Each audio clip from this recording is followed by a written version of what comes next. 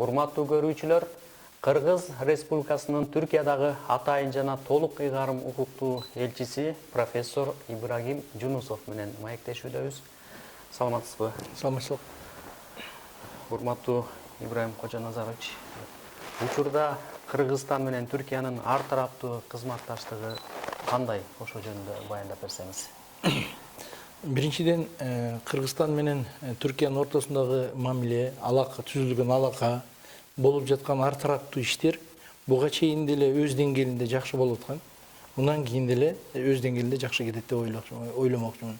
Себеби дегенде Түркия Кыргызстанды биринчи тааныган, Кыргызстандын эгемендүүлүгүн биринчи тааныган өлкө Түркия болуп эсептелет. Ошол эле учурда Түркия өзүнүн биринчи элчилигин дагы Кыргызстанда ачты. Кыргызстан да өзүнүн биринчи элчилигин Түркияда, биринчи ушул элчиликти Кыргызстан да өзүнүн биринчи элчилигин Түркияда ачкан. Ошондон бери 23 жыл убакыт кетти. 23 жыл, 24 жылдан бери маданий жактан, экономика жагынан, саясий жактан, бүт бардыгы жагынан өз деңгээлинде иштер алып барылып атат, өз деңгээлинде кетип баратат.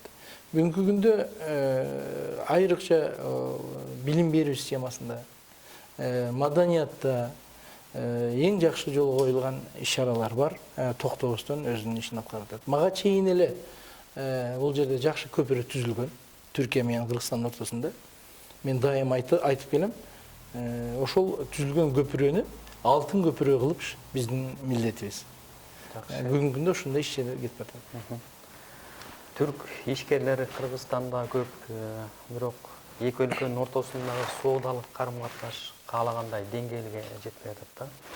Муну өнүктүрүү үчүн кандай иштерди кылып жатасыздар? Кыргызстан үчүн Түркия менен кандай багытта кызматташуу туура болот деп ойлойсуздар? Биз Кыргызстан жөнүндө бул жердеги ишкерлерге дагы эле болсо көпчүлүгү Кыргызстан жөнүндө маалыматы жок ишкерлер да бар. Биз эки жолу чоң форум өткөздүк, экономика форумун. Буну менен бирге биз Кыргызстанды туризм тармагында, дагы кандай иштер жасаса болот, ал тармагында көп жолугушууларды өткөрүп, аларга тааныштырдык. Бүгүнкү күндө бирок иш өз кандайдыр бир чоң иштер аткарылбаса дагы Кыргызстанда түрк туугандарыбыздын орто жана кичүү бизнести алып кетишип атат. Орто жана кичүү. Бизде чоң бизнес дагы бар да, чоң инвесторлор Түркия эмес, бүгүнкү күндө башка мамлекеттер болуп отурат. Биздин максат ошолорго жеткириш. Мисалы үчүн Кыргызстанда 400гө чакын түрк фирмасы иштеп аткан болсо, соода саттыкта, билим берүүдө, курулуш иштеринде, медицина тармагында бир топ жакшы иштер өткөрүлүп аткан болсо, ошолордун жасап аткан иштери канча өткөргөн болсо, ошол да Кыргызстанда бул жерде өтсө, анан дагы жакшы болмок.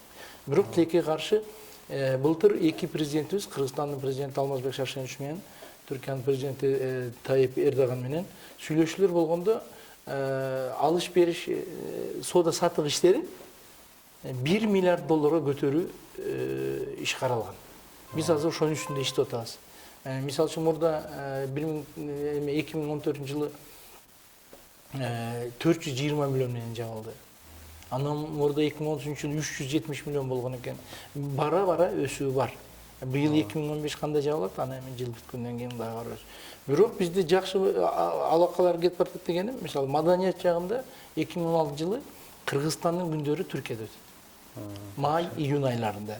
Ошол эле учурда түрктөрдүн маданий күндөрү күз айларында Кыргызстанда өтөт.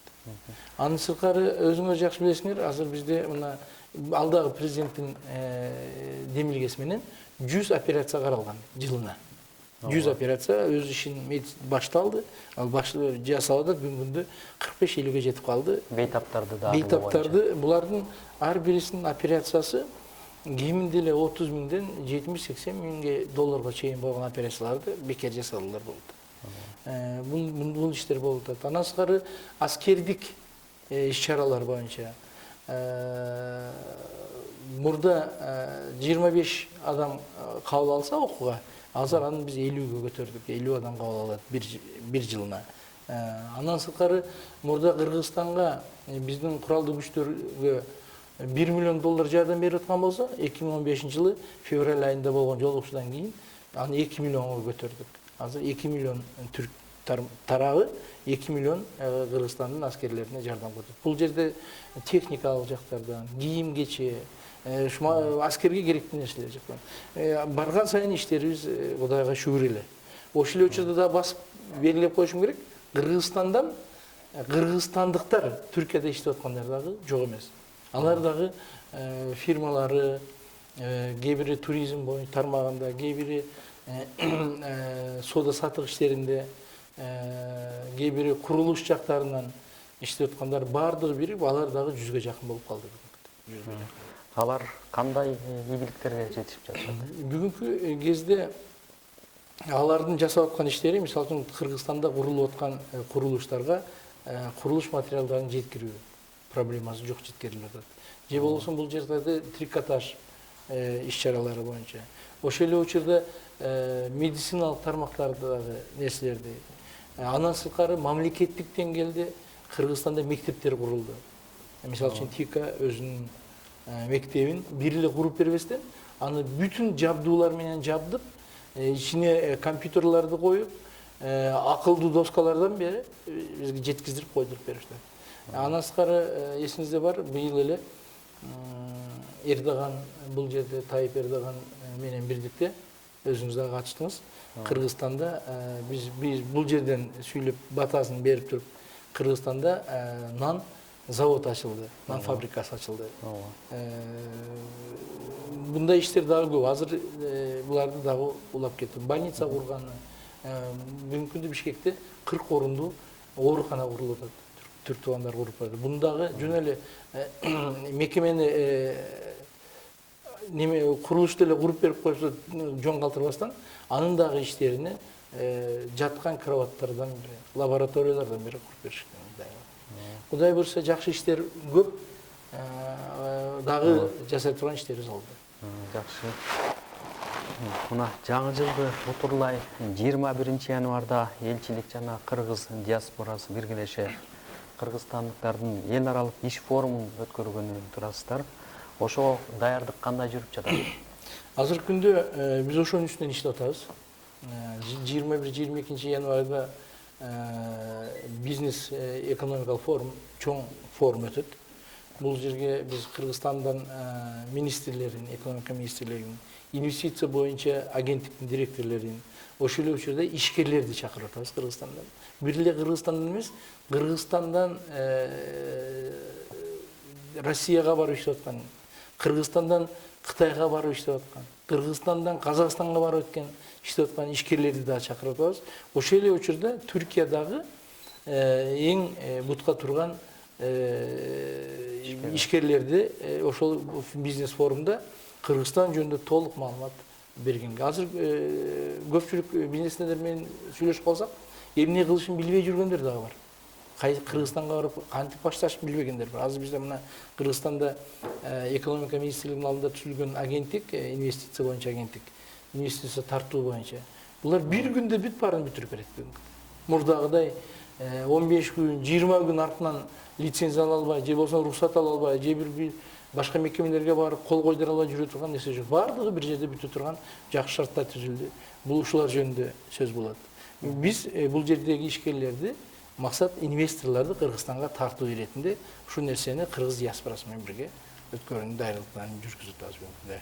Ошо бул торговый палата, Түркиянын торговый палатасы менен Кыргызстан торговый палаталары бирдикте. Өзүңүз билесиз, бул жердеги торговый палата дегенде бул жерде жана ишкерлерди элестетишет. Алар бүт ишкерлерин коюп берет. Бул жердеги министрлик өзүнүн жеңилдиктерин коюп берет. Андан сырткары Кыргызстандын таластан чыгып аткан төө бурчактары, фасолдору 80%-ын Түркия алат. Мерсин шаары. Алар менен болгон жолугуш өзүнчө болот, секция бөлгөндө. Булар да өздөрүнүн сунуштарын айтып, бизге дагы жакшы алыш үчүн бизге мындай нерселер жасап бергиле. Алар жөнүндө өзүнчө болот. Бул иш-чара өтө чоң иш-чаралардын бири болсун. Анда Кыргызстандан келе турган кайсы тармактагы ишкерлерди чакырасыздар? Жактан кайсы тармактагы ишкерлерди? Бүт тармак. Мисалы үчүн биз азыр бул чакырылып аткан курулуш боюнча гана болот. Бул курулушчулар гана келгиле. Же болбосо айыл чарба иштери боюнча гана болот. Алар келгиле деген болбойт. Бүт тармакта. Бүт тармакта ишкерлер келет. Бул жерде да бүт тармакта ишкерлер катышат. Биринчи ачуулуу болуп, министр экономикабыз, бияктын министри, торговый палатанын башчылары өзүнүн иш пландары, жасалып аткан иштер жөнүндө айткандан кийин, инвестиция боюнча агенттик кандай кылып инвестицияны бизге алып барып, кандай иштерди башталышын айткандан кийин, бүткөндөн кийин, түштөн кийин өзүнчө ар кимиси секция боюнча иштейт. Ошол секцияда ар ким өзүнүн тармагындагылар боюнча. Андан сырткары Кыргызстандан келген ишкерлер бияктагы ишкерлер менен жекеме-жеке түздөн түз экөө бирде отуруп алып шарттар түзүп беребиз, экөө ар бирине бирден котормочу беребиз. Алар отуруп алып өздөрүнүн иштери жөнүндө анан дагы өзүнчө өткөрүү болот.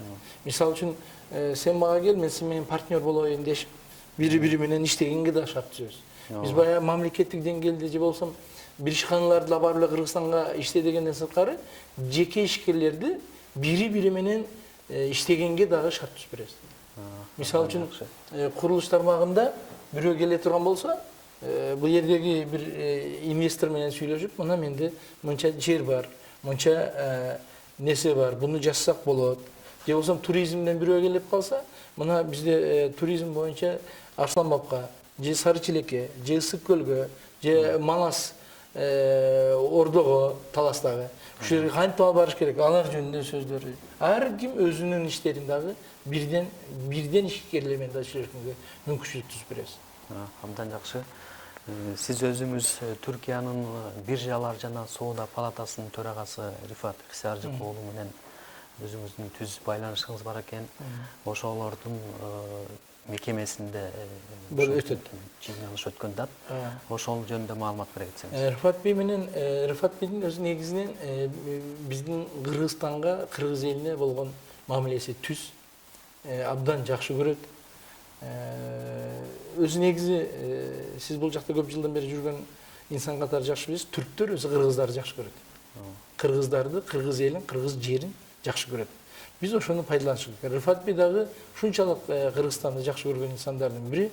Биздин президентибиз менен болгон жеке мамилелери дагы бар. Кыргызстанга дагы барып келген, азыр дагы барайын деп атат. Ал киши түздөн түз бизге жардамчы болуп атат, жардам берип атат. Бизде ошол жерде 300 орунду өткөрө турган залдарды, андан сырткары секция боюнча өткөрө турган кабинеттерди, андан сырткары бирден мен айткан баягы бири менен сүйлөшө турган шарттарды алар түзүп берип атат бизге.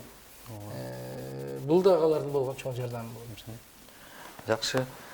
Ошо анда ишкерлерди бул жакка чакырыш керек экен да келип. Кудай көрсө көрсөтүш керек. Көрсөтүш керек. Алардын жасап аткан иштерин да көрсөтөбүз. Биз ошо менен токтоп калбайбыз. Бул жерде өзүбүз азыр иштеп атабыз топ менен бирдикте. Кайсыл мекемелерди, кандай ишчилерди, эмнелерди көрсөтсөк болот. Биз келгендерге эртеси күнү бүткөндөн кийин барып ордуларында алардын жасап аткан иштерин көрсөтөбүз. Абдан жакшы. Чоң рахмат маегиңизге. Сиздин ишиңизде ийгилик каалайбыз, сизге ар дайым ден соолук каалайбыз. Бирге болсун. Ушундай эки өлкөнүн ортосунда көпөрө болуп, эки өлкөнүн бардык жактан экономикалык, маданий, бардык тармактан бири-бирине жакындашуусуна, чыңдалышына салымыңызды кошо бериңиз. Рахмат сизге. Урматтуу көрүүчүлөр, бүгүн маектешүүбүз Кыргыз Республикасынын Түркиядагы атайын жана толук ыйгарым укуктуу элчиси профессор Ибрагим Жунусов менен болду. Саламатта болуңуздар.